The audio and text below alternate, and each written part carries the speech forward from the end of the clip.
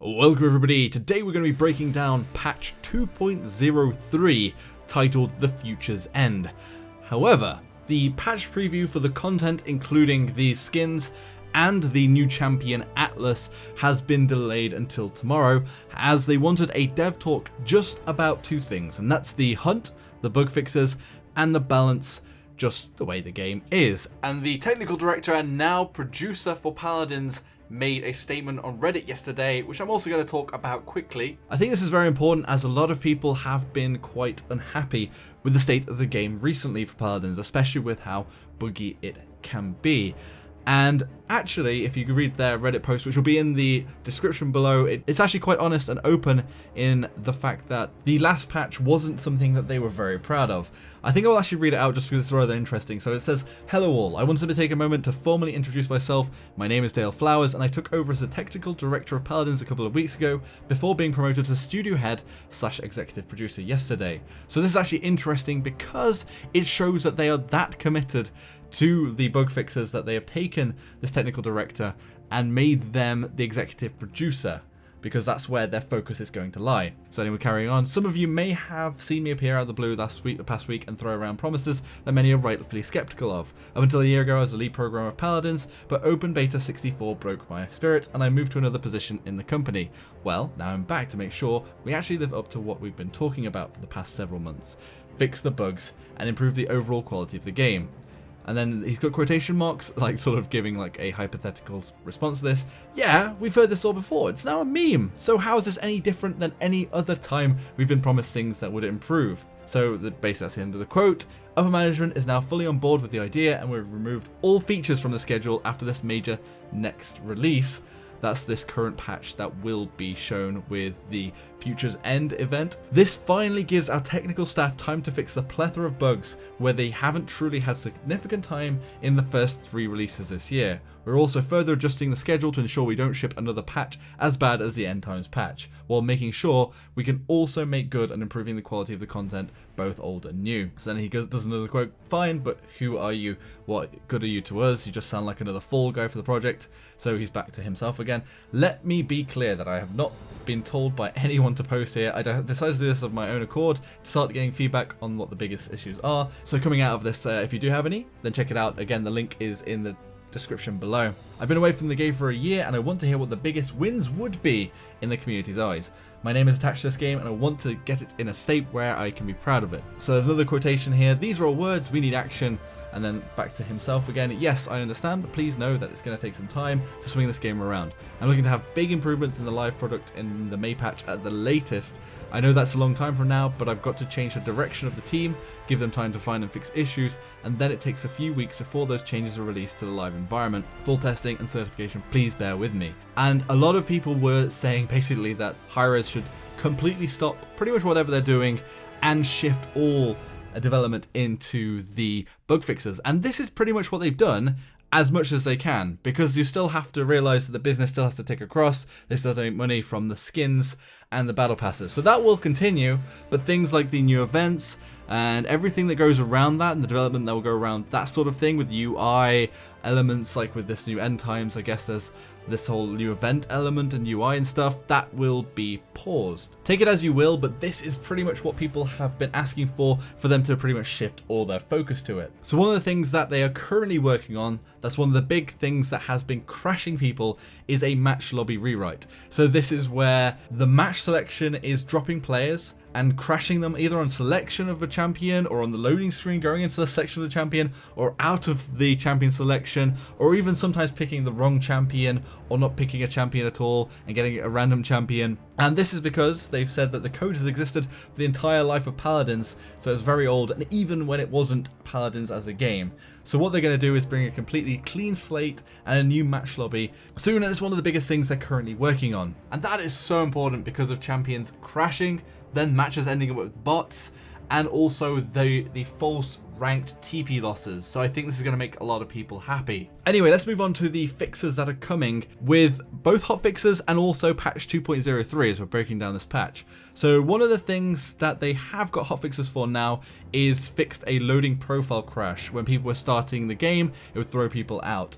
And they're currently pushing out hotfixes in waves. It should affect people depending on their operating system and console, and it should be now fixed on Mac as well, where the client would crash on launch, and that should have already been hotfixed in. They're also hotfixing in a gamepad crossplay setting issue, so where you disable the crossplay, but you still get console players or PC players in your games. That should be working now. Plus, Xbox and Switch users were not receiving their champion packs or founders packs with the cross progression, and that should be working now too. However, some of the big general fixes that they have added to the next patch is the shooting range had a extra long loading time that shouldn't have been there, so it should load 10 seconds quicker, seeing as it is just a tiny little map with a few bots on it. There was a visual issue where purchased champions would appear grey. Now that's fixed. Also, the battle pass chest, players could not roll battle pass boosters, so you'd actually get just the cosmetic one, the skin booster, so that should be in the chest now if you own all the items already. I'm just going to run through the champion fixes very quickly. So Buck's ultimate, so if you got CC'd, so you got crowd control like stunned or something, you could get an insane attack speed bonus. That wasn't fair. That should be fixed.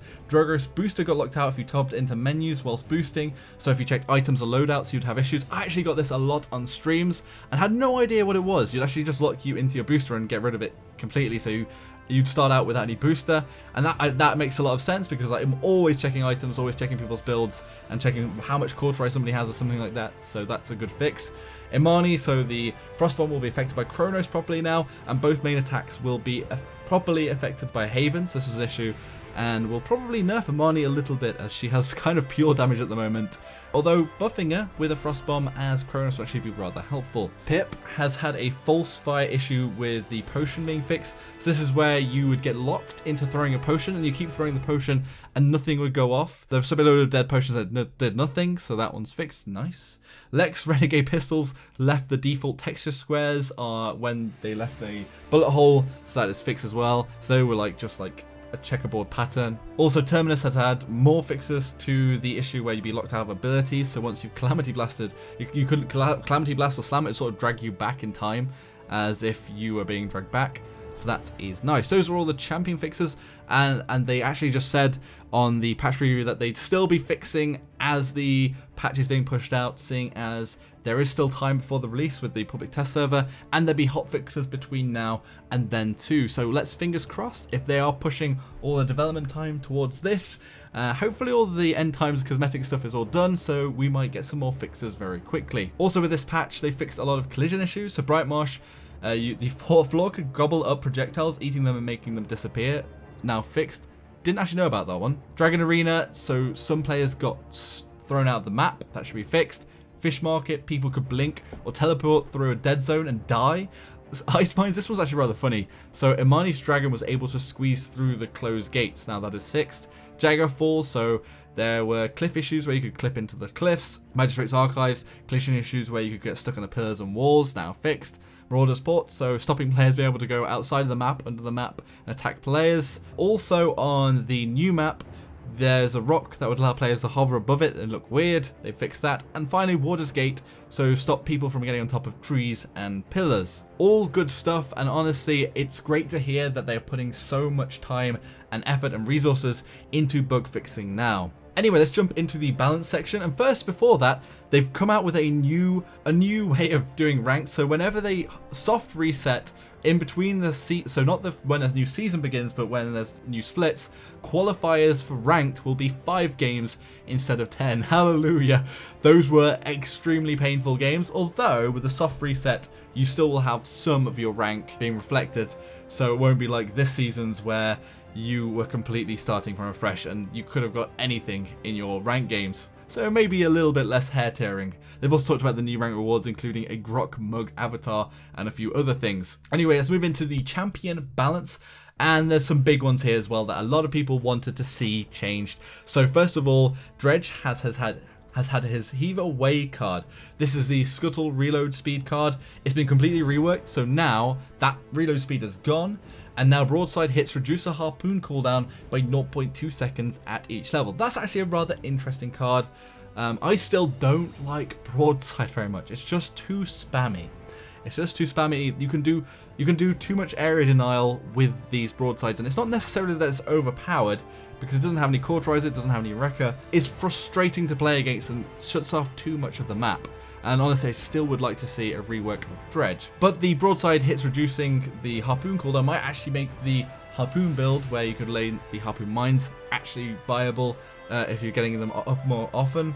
So I think that's an interesting approach. There's another change: allies can no longer use Dredge's shortcut. This was because the devs thought that it was more frustrating for players to accidentally go through the shortcut than it was actually useful for players to go through and get to the point, for example. And this was pretty much most of the time. And you could even sort of troll as Dredge if you put the shortcuts in random places, like on the way to a point or something, or just on a corridor where you wouldn't expect there to be one. It could ping you back to the start of the map, back to your spawn room or something. So yeah, I actually think that's a good change, but they said that it may come in the future. Obviously, they've shifted all of their development time now to bug fixing and improving the game, but they want to make it so that you would be able to go in or out by accepting. So maybe pressing E would take you into the wormhole, for example. So for Nando, they've actually brought back Hot Pursuit. So this card has gone back to hitting an enemy with Fireball, now grants movement speed. So this is actually 8% now at each level for 3 seconds. But the big but is that it now has an internal cooldown, which is 10 seconds. So with that, the duration is actually longer by 1 second. It used to be 2 seconds with the original, but not quite as fast. And also that internal cooldown means that it will be needed to be used tactically and not just spammed alongside your Scorchers. However, I do think this was an integral part of the Fernando and will still make them rather flanky, and you'll be able to chase down one champion but not sort of maybe completely wreck the backlines. But it'll be interesting to play around with this and see whether it is actually good and a good build. Let me know, Fernando mains, what you think in the comment section below. So Grover has been rather insanely performing this patch, and one of the things was the rampant blooming, and this has been nerfed. So this energy card has been nerfed. So from an initial heal of 160 to 150 on the Blossom per second, and it's gone from 4 seconds down to 3 seconds. That's actually quite a large and sizable nerf to the amount of healing there, not only in the initial each of the ticks, but how long it lasts too. They've also made another change to a card Chopper, which has been buffed, giving a heal to yourself upon hitting an enemy. It used to be 50 at each level in 2.02, but will be 100 each level in 2.03. That's a bit of a random card, not often needing that with the cripples, but maybe the Battle Grover will enjoy that. But all in all, I think that Rampant Blooming nerf will have quite a big effect. Also, actually, just missing that, Gentle Breeze was a card that gave allies 8% movement speed for 4 seconds at each level on the card once you use your Blossom, but now has gone down to 5% movement speed at each level. This was actually also something that made Grover rather viable in being able to make your allies so speedy, and because the radius had been buffed to make it easier to get off. So here's an actual buff to a healer, and actually I think maybe making Genos viable here. So Astral Mark now heals an extra 300 flat health points rather than the 5%, to try and make it so that it's easier to heal lower health point champions better, but that makes pretty much every champion better with the heals, because I was trying to work it out, even a Terminus, it's like 100 more health on that heal rather than the 5%. Only with the card builds are you going to get close to that 300, so I think this is a buff across the board and may actually again make the Genos a little bit more viable. Something that almost everybody has been asking for a nerf of, and the Clawy boy that has been spamming his claws in the realm for a bit too long is getting a nerf. So Dragon Fangs has gone from 150 health points per second on the health point drain to 200 health points per second. So this is going to punish you for being in your Dragon Fangs again, and it'll be harder to balance between your lifesteal and your Dragon Fangs. And also, the problem with this heal was that there was a card where in agility you healed back, and you almost healed for the amount you were losing. So this should make it so it's much harder to just spam it and keep alive with your lifesteal too. Next up is the Hellkite Claws. Projectile size has been reduced significantly. This was also something that a lot of people were complaining about. You were sort of swinging with the sideways dredge slashers size projectile with these dragon claws, but now this has been reduced significantly. It's yet to be seen how much drastically it's been changed, but hopefully it's almost going to be pinpoint with the Hellkite Claws because they are still that good. Also, the submachine gun clip has been buffed. So the clip size has gone back up, or the magazine size has gone back up from 60 to 70. So actually making the default Koga a little bit more viable. Moving on to our turtle that most people didn't want to challenge before, but actually Leviathan's health bonus has gone from 1,200 to 600 extra health points there. So I think a lot more people are going to be challenging Makoa here. Actually, it's kind of making him into a little bit of a kitty. But at the same time, maybe the other cards might actually be picked up now. And Makoa has definitely been at the top tier of tanks for the longest time. And this is dragging him down a little bit more.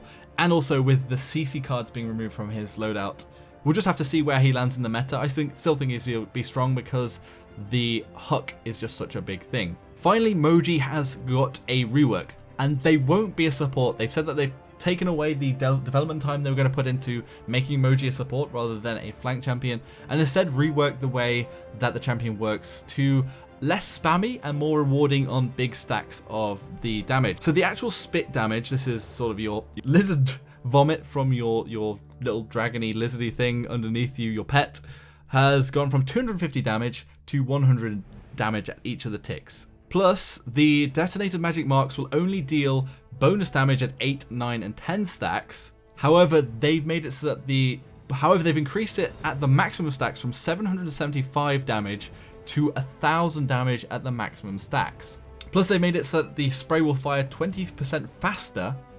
So from 0.1 seconds to 0.8 seconds, this sort of initial sort of spraying of the enemies. It'll be interesting to see if this will actually work.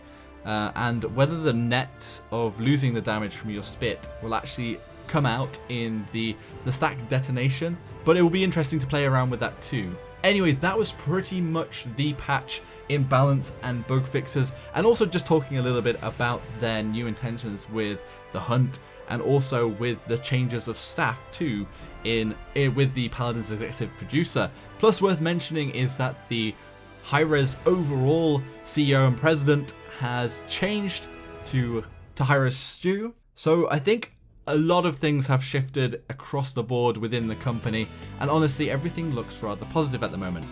Let me know all of your thoughts in the comments section below, and if you enjoyed the video, hit that like button, subscribe for more of my content, and I'll see you all next time. Thanks for watching, folks. Joshino.